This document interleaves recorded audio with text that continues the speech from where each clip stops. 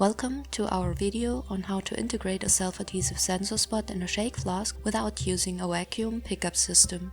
Please prepare gloves, your shake flask, a metal rod, a spatula, only in case the sensor spot has to be removed again, some tape, a support stand and clamp, some distilled water, tweezers with silicone tube around the tips, a cotton swab, and of course your self-adhesive sensor spots.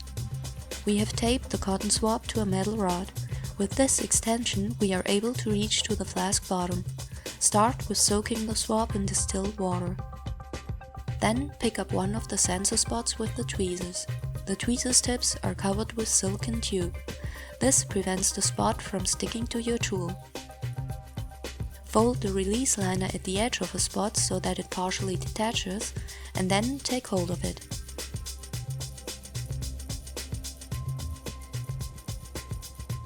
And then comes the tricky part. Place the sensor with its adhesive surface upwards on the cotton swab. The spot will slightly stick to the soaked swab, but it will not be attached very firmly. Please be very careful when moving the swab, or the sensor spot might fall off.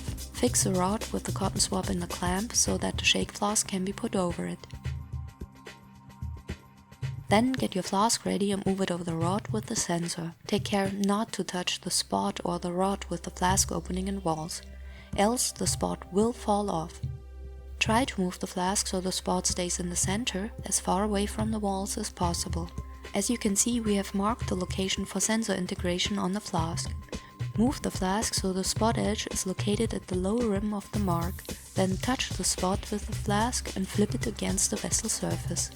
The spot's adhesion surface will make it stick to the flask wall.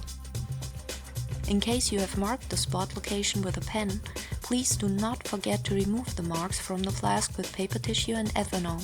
Any obstruction between spot and optics will cause wrong readings.